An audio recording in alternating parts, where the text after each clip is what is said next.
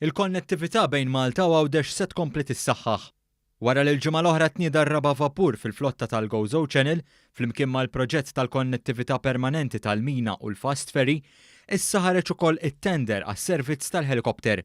Kien fil-bidu ta' din il-leġislatura illi l-Ministeru għal Għawdex beda b'taħdidiet mal-Ministeru għat-Turiżmu biex jibda jingħata servizz bl-ajru bejn iż-żewġ gżejjer, kif spjegat il-Ministru għal Għawdex Justin Caruana. Kien propju fil-bidu ta' din il-leġislatura meta il-GoZo Heliport Limited ġiet taħt ir-responsabilità tal-Ministeru għal Għawdex li bdejna diskussjonijiet minnu fih mal-Ministeru tat-Turiżmu. Bdejna l-istudji biex sibna modell ekonomiku u sostenibbli u issa qegħdin fil-fażi illi ħarġet din is-sejħa. Il-Ministru għat-Turiżmu Konrad Mizzi semma kif il-Gvern huwa impenjat li jżid il-konnettività bejn Malta u Għawdex u bekk inħass il-bżonn li jerġa' jidħol fis-seħħ is-servizz ta' helikopter li huwa ekonomikament raġonevoli u li jagħti servizz tajjeb.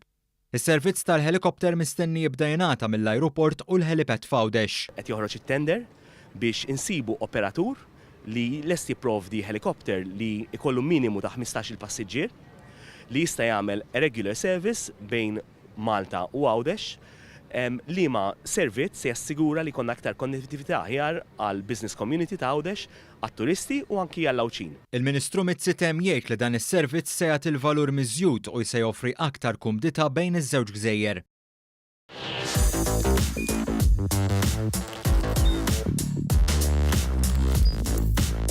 Idħol fuq one.com.mt u hemmhekk tista' tara l-programmi kollha li jxandru fuq One permezz ta' One Play.